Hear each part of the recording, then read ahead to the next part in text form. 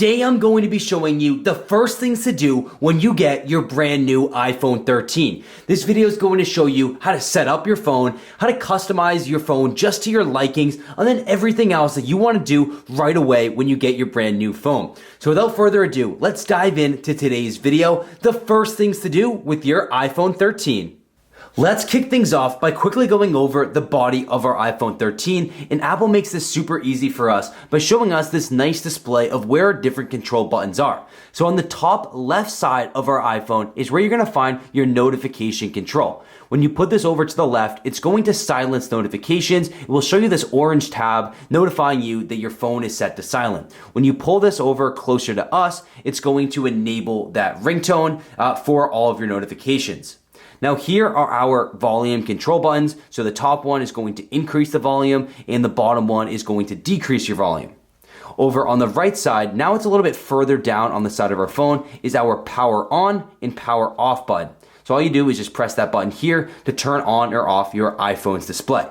Now we have our lightning charging port down at the bottom of our iPhone. However, you're really not going to need this anymore as long as you have a charger that's compatible with MagSafe, which is the technology that is automatically built in to our iPhone 13. So you can wirelessly charge your phone with different charging accessories. And with MagSafe, your phone's going to be able to magnetically attach to different products, which actually charge faster than the standard lightning cable.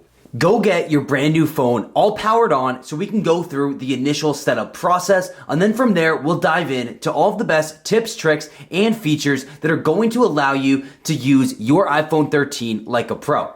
So once your phone is all powered on, all we do is just swipe up from the home screen and then choose your preferred language. Now just select your country or region which you reside, and then we have this quick start. So if you want to transfer information over from your last iPhone, all you need to do is just bring it close to this device. Make sure that you have your Bluetooth turned on.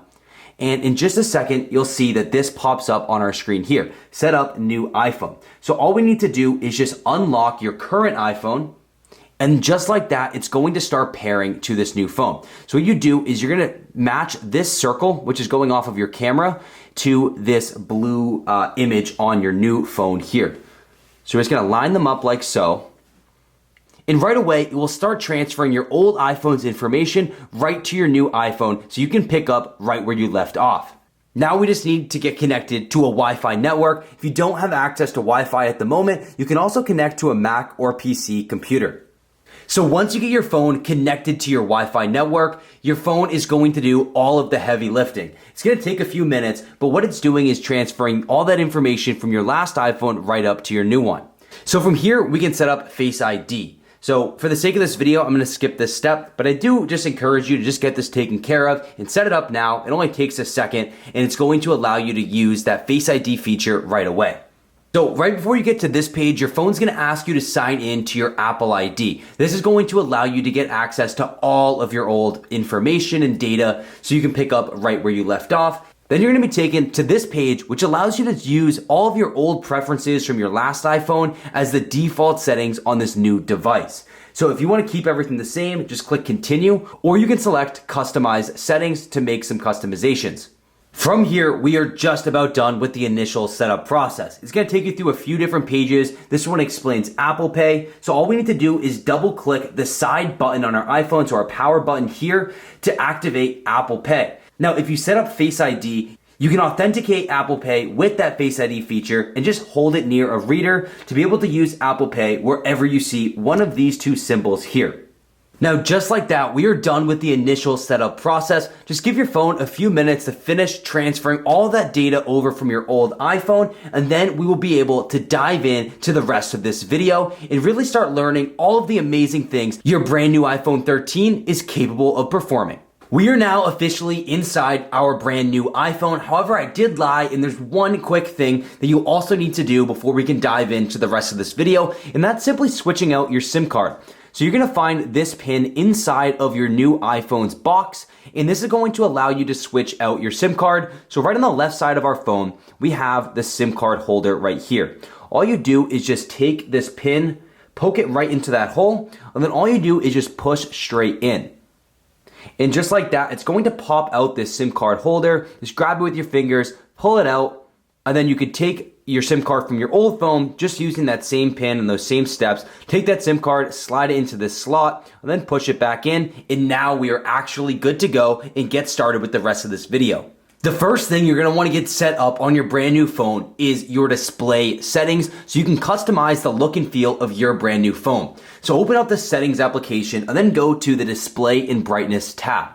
Now the first thing you get to choose from is if you want your phone in light or in this dark mode here. When you select these two different options, it's going to show you what they look like. The light is the default mode, and then dark is this cool looking darker appearance. However, pro tip, you can actually set this to automatic, which is what I like to do. So what is automatic? Well, what it's going to do is when the sun rises in your time zone, it's going to put your phone into light mode throughout the entire day. When the sun decides to set, it will go right into dark mode. The reason why I like having it set to this automatic mode is because it reminds me, when it's getting late and maybe I should, start winding down my day, get ready for bed, and so on. And then in the morning, it switches right into light mode. Yeah, I never need to switch between both features manually, but I still get to experience the benefits of both.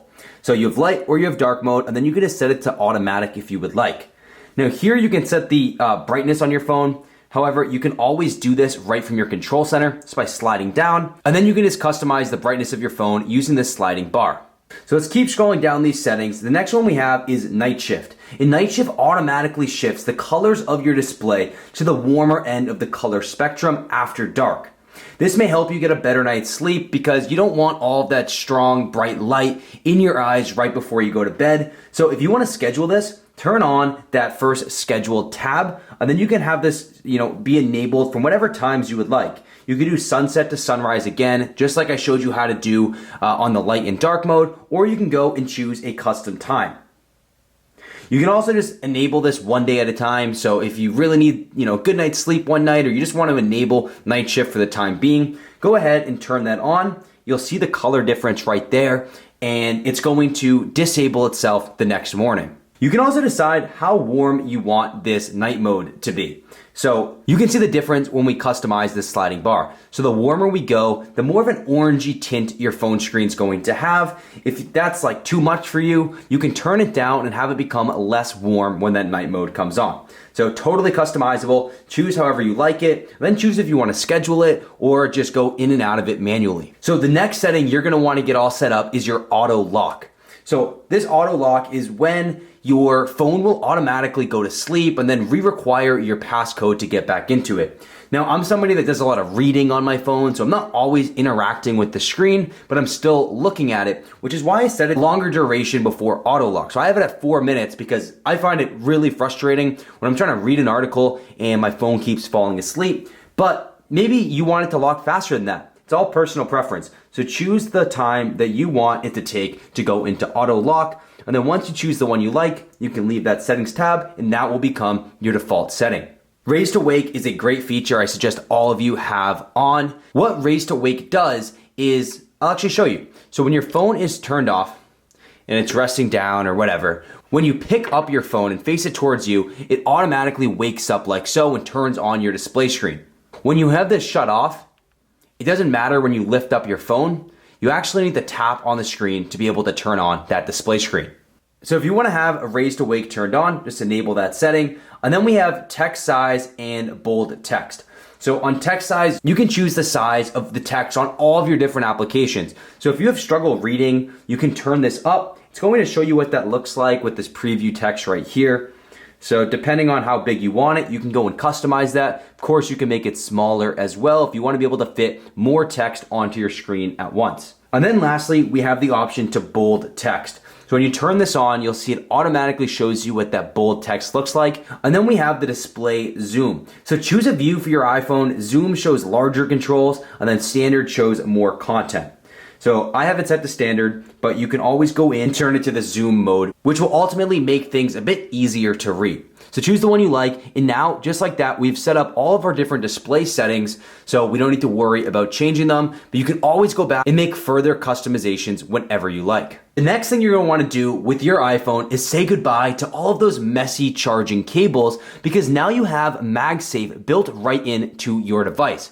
So MagSafe allows you to wirelessly and magnetically charge your phone at a a faster speed than ever before. That's why I'm so excited to introduce you to Gear's Lightning Charging Stand, which is actually a 2-in-1 charging stand that's going to charge your phone and AirPods way faster than before, but it's also an incredible stand that you'll be able to magnetically attach to your iPhone for an incredibly pleasant experience. So let me show you what Gear is all about. If you're still using old-fashioned, slow charging and messy lightning charging cables, it is time for you to say goodbye to those. Your phone has incredible MagSafe technology built right into it, which allows you to wirelessly and magnetically charge your devices. If you're going to invest so much money into an iPhone, then you should be giving yourself a premium experience, which all starts with something that you need to do every day, and that is charging your actual device. Get the absolute most out of your iPhone with Gear's 2-in-1 lightning charging stand. This stand allows you to magnetically and wirelessly charge both your iPhone and your AirPods simultaneously. Place your phone anywhere on the sleek charging stand and you're going to feel that magnet automatically attach right to your phone. Gear wanted to make sure that you can use your phone for all of its uses without having to take it off the stand, which is why they included dual coil technology so you can use your phone both vertically and horizontally in landscape mode. This means that you can still send your messages, emails, or anything else, or you can flip your phone sideways and watch your favorite videos and movies while your phone is still being charged in the background. This stand is made with the highest quality materials like metal and tempered glass, and they also put non-slip silicone on the bottom of the stand. Gear used official MagSafe technology, so you never need to worry about your phone falling off the stand or having to fidget around with your phone to get it in the right position. As I already mentioned, this is a 2-in-1 lightning charging stand, so you can charge two devices at the same time by using the second wireless charger on the back of this stand. This is perfect for charging a pair of headphones or even a second iPhone. Wait no longer and finally go upgrade your charging experience by going to elgear.com. Stop using those old-fashioned, slow charging and messy lightning cables and upgrade to the 2-in-1 lightning charging stand that's perfect for your desk or your nightstand, and it's also being sold at an incredibly discounted rate. So go to elgear.com. The link's on the screen and down in the description. Enjoy. Now I want to show you how to customize the home screen on your phone. So with the iPhone 13, we can now customize the different pages on our phone. So hold down on your screen so these apps start to jiggle like so, and then click these dots on the bottom center of our display screen. So as you can see, I have tons of applications downloaded to my phone, but on my actual home screen, it doesn't look too bad. And that's because I've actually chosen to hide some of the pages on my home screen. So when you select these dots, what you can do is check on or off these different home screens. So if you have a lot of applications like me and you want to organize your screen, just deselect where this check mark icon is. So when you tap that, no longer is that screen going to appear. So I'll show you right now. We'll see that screen there. I'm going to deselect that. Now when I click done, that home screen is no longer there. Now, this is cool because it's not deleting your applications from your phone. You can still access these anytime you want, either by searching or just by going over here to your app library. All it does is just organize your screen so you can have it however you like. If you want to add widgets, just hold down again and then click this plus icon. From here, you can go in and add any widgets that you would like. So maybe you want to set up a widget for shortcuts. Now you have a few different styles to choose from. You can do a small one, a medium-sized one, or this large one here. Now let's go ahead and add that widget. So now that it's added, we can still rearrange this anywhere we want on the screen. You can move it up, down, you can bring it over to one of the other pages, set it up however you like, and then when you're done and it's all set up, just click that done button on the top right corner. And now that widget is applied to your screen. The other customization you're going to want to make right away to your iPhone 13 is customizing your control center, because by default, they give you tons of different options that you probably don't use. So if you want to customize these, open your settings application and then go to the control center tab. So everything up here are your included controls. If you want to get rid of one, just click on that minus button right there and then click that remove button. You can also reorder these. So if you want one to be higher up on your control center, just grab these three lines and pull it up to wherever you want it to appear on your control center. So what about adding new icons to your control center? Just scroll down to where it says more controls and you'll have tons of different options to choose from. Some good ones to choose are your wallet, your voice memos, If you're constantly switching in and out in text size, you may want to add that one in there. And if you have an Apple TV, definitely add that Apple TV remote so you'll never need to actually use the physical remote. You can do it all right from your iPhone 13. If you have several smart home features, turn on this show home controls. So I have none paired to this phone, but what it would do is it will show all of your accessories and scenes that you add in the home app right here to your control center. So check that off if you want. Once you get your control center all set up, you can just leave the settings application and those customizations will appear right away. A big change you're going to notice on your iPhone right away is inside of the Safari application, and that is where the address bar is now located. Now, as I'm sure any iPhone user knows and remembers, the URL or address bar is normally located on the top of the screen, but now, as you see, it is down at the bottom of our phone screen.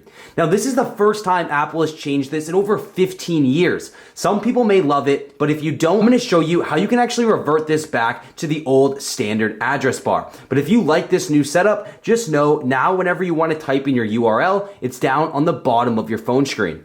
Now, if you're not a huge fan of this change, no worries at all. Just go into your settings application, scroll down to the Safari tab, and then just go down to where it says tabs. So the new variation is this one called tab bar, but if you want to revert it back so the address bar is on the top of your screen, just click single tab.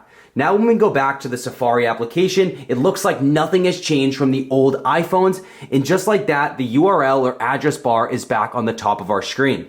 Now, that is actually not the only change to expect inside the Safari application. The other change I want to show you is the new display of your tabs. So when you click this button, the icon's the same as before, the one in the bottom right corner. It's going to show you all of your different tabs. Before, they used to be laid out in this like sort of slideshow way where it's kind of difficult to see which tabs you had open, but I actually like this new display because it easily shows you a nice preview of all of your different running tabs.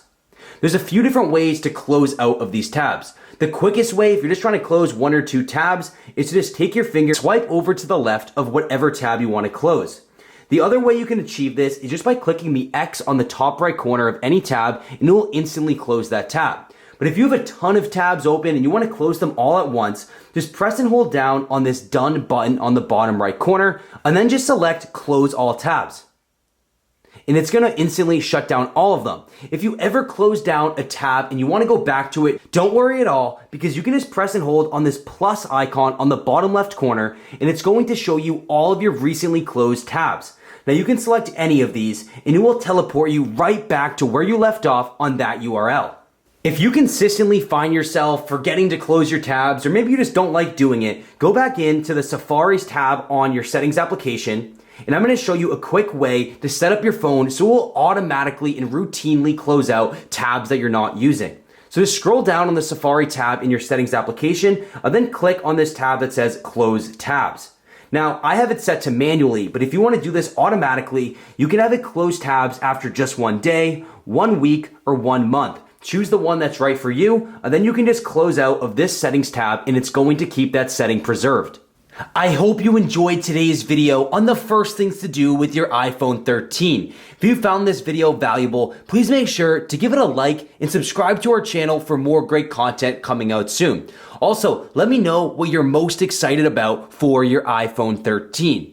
If you haven't already, make sure you go to appfindvip.com, the link's down in the description, to get signed up for our free email newsletter, AppFind VIP. All you need to do is enter in your name, your email address, and then you get to decide what emails from us you'd like to receive. Choose from the best mobile apps, best mobile games, but make sure you check off that third option for giveaways, because you're automatically going to be entered into our monthly AppFind VIP giveaways, where we give out incredible prizes to members of our AppFind community.